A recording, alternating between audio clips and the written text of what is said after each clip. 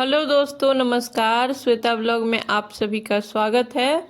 और मैं आज शेयर कर रही हूँ तुलसी विदाई और पूर्णिमा का पूजा। जो पूर्णिमा अगर व्रत करते हैं तब भी पूजा इस तरीके से होगा, और नहीं करते हैं तभी पूर्णिमा के दिन इस तरीके से पूजा करना चाहिए, क्योंकि कार्तिक पूर्णिमा को देव दीपावली कहा जाता है। और देवों के दीपावली के दिन हमें पूजा भी ज़रूर करना चाहिए और बहुत सारा दीप जलाना चाहिए। जैसे हमारी दिवाली होती है वैसे ही और हम लोग की जो दिवाली होती है उससे बड़ी दिवाली इसको माना जाता है। तो यहाँ पे लगा लिए हैं एक चौकी और उस पर हम कलश स्थापना कर रहे हैं। नीचे चावल रख के अष्टदल कमल बनाए हैं और कलश में जल, गंगा जल, हल्दी, सुपारी डाल करके, फूल अक्षत डाल करके उसके ऊपर 5 पल्लव डाले हैं। 5 पल्लव में हल्दी कुमकुम लगा दिए हैं और कलश के कंठ में मूली बांधे हैं और उसके ऊपर दीप कलश स्थापना कर रहे हैं। तो कलश को बैठा दिए और बगल में तुलसी माता को भी बैठा दिए हैं। यहाँ फूल के आसन देते हुए गणपति और विष्णु भगवान दोनों को विराजित कर लेंगे।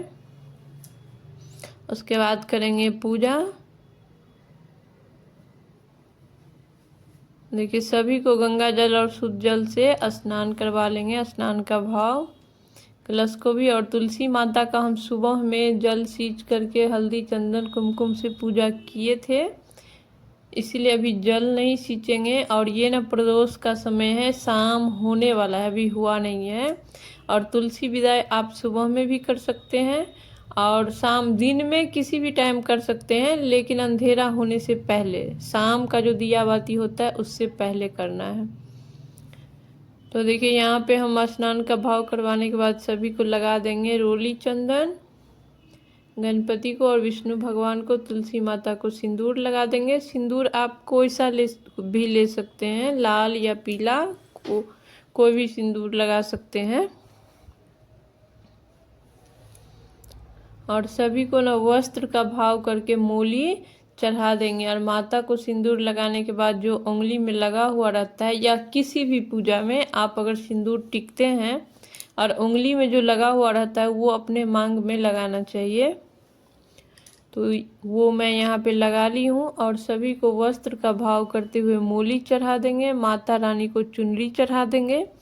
चुनरी आप नया भी ले सकते हैं या फिर शादी के दिन जो चढ़ाए वो भी चढ़ा सकते हैं, क्योंकि तुलसी माता एक पेड़ है और 24 घंटा उस पर चुनरी चढ़ा के रखिएगा ना तो वो टूटने लग जाती है। इसीलिए दिन में आप हटा दीजिए या थोड़ी देर के बाद आप हटा भी सकते हैं। और फिर सभी देवी देवता को फूल चढ़ा लेंगे। फूल भी आप कोई सा भी ले सकते हैं। गुलाब का अगर माता को चढ़ा रहे हैं तो सबसे अच्छा होता है। और इधर विष्णु भगवान को पीला फूल चढ़ाइए और सभी को थोड़ा सा अक्षत चढ़ा देंगे, सभी देवी देवता को। और उसके बाद भोग लगा देंगे। भोग में हम अलग अलग लगा रहे हैं। गणपति के भोग में तुलसी पत्र नहीं जाता है, इसीलिए उनको अलग लगाएंगे। विष्णु भगवान के भोग में तुलसी पत्र जाता है, डाला ही जाता है, इसीलिए हम उनको अलग लगाएंगे। और माता रानी को यहाँ पे अलग हम भोग लगा रहे हैं। तो हम खीर बनाए हैं और पूरी बनाए हैं और लड्डू है और कुछ सीजनेबल फल था जैसे केला और सिंघाड़ा, तो वो भी चढ़ाएंगे।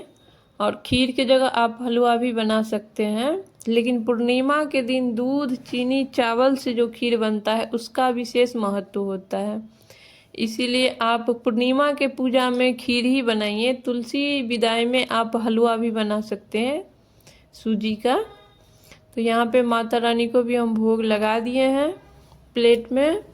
और खोंच भर रहे हैं। जाने टाइम में, विदाई टाइम में जो खोंच भरा जाता है वो वाला खोंच हम भर रहे हैं। केला के पत्ता पे 7 जगह 2-2 पूड़ियाँ रखेंगे और सभी पूड़ी पे थोड़ा थोड़ा सा खीर रखेंगे, लड्डू रखेंगे। यहाँ पे सीजनेबल फल भी आप रख सकते हैं या फिर कोई और भी मिठाई रख सकते हैं, घर में बना हुआ या मार्केट से ला करके, दोनों में से कोई भी चलेगा। और कार्तिक पूर्णिमा के दिन इसी तरीके से गंगा जी का भी खोंच इसी तरीके से भरा जाता है। तो यहाँ पे देखिए, सभी पे हम डाल रहे हैं खीर। और सभी पे डाल देंगे लड्डू।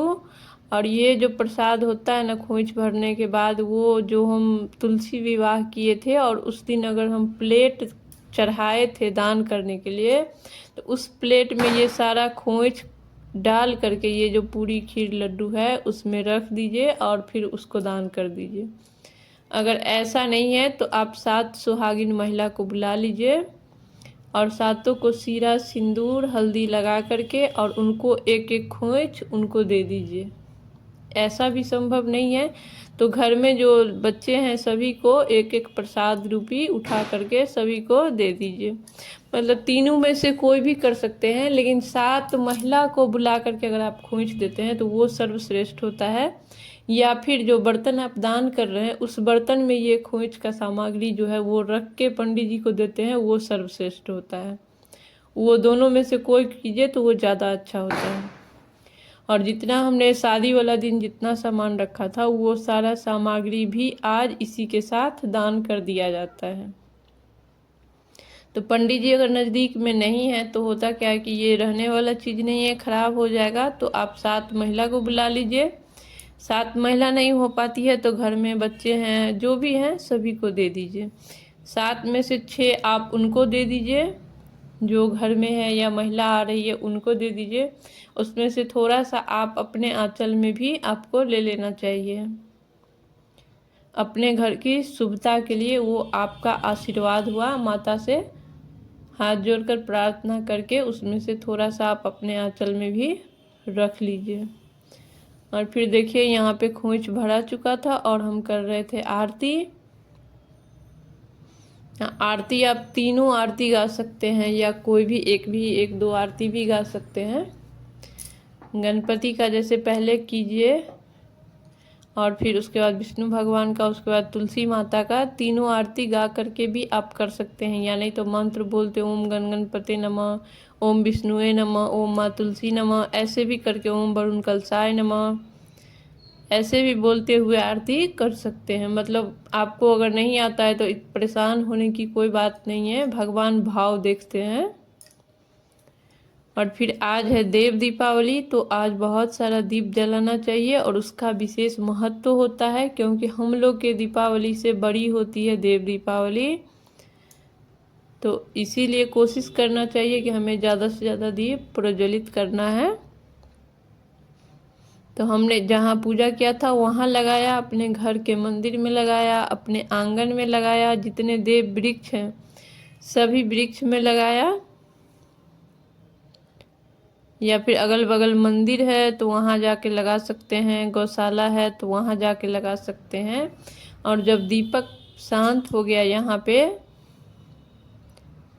तब हम इसको आचमनी करेंगे, जो खोइच भरे थे, जो प्रसाद चढ़ाए थे सभी को, और फिर उठा करके रख लेंगे प्रसाद। जो हम प्लेट में चढ़ाए हैं वो घर में सभी व्यक्ति, जितने घर में सदस्य, सभी को प्रसाद रूपी देंगे। और जो विष्णु भगवान को चढ़ाए हैं वो भी घर में वितरण कर सकते हैं, अगल बगल भी कर सकते हैं, कोई दिक्कत नहीं है, प्रसाद है।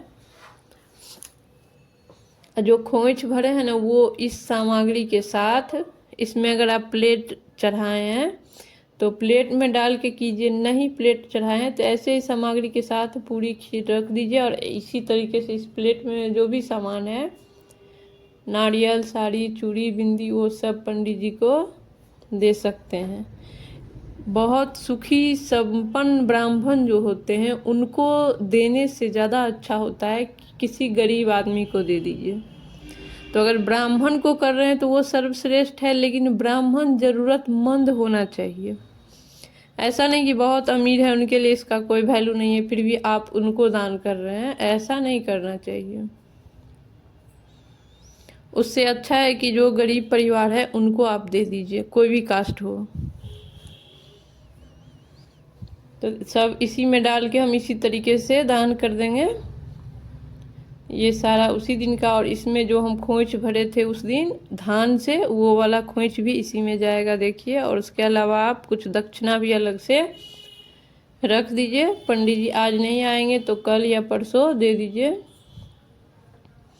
और फिर तुलसी माता का विदाई के समय में ना मीठा जल पिलाया जाता है। तो ये जल में ना थोड़ा सा शक्कर डाल के 2-4 बूंद तुलसी में डाल दीजिए, जल पिला दीजिए। उसके बाद गला मिला जाता है और गला मिल करके माता का विदाई कर दीजिए। तो वीडियो ज़रा भी अच्छा लगा हो तो चैनल को सब्सक्राइब करें। फिर मिलेंगे किसी और वीडियो में, तब तक के लिए नमस्कार।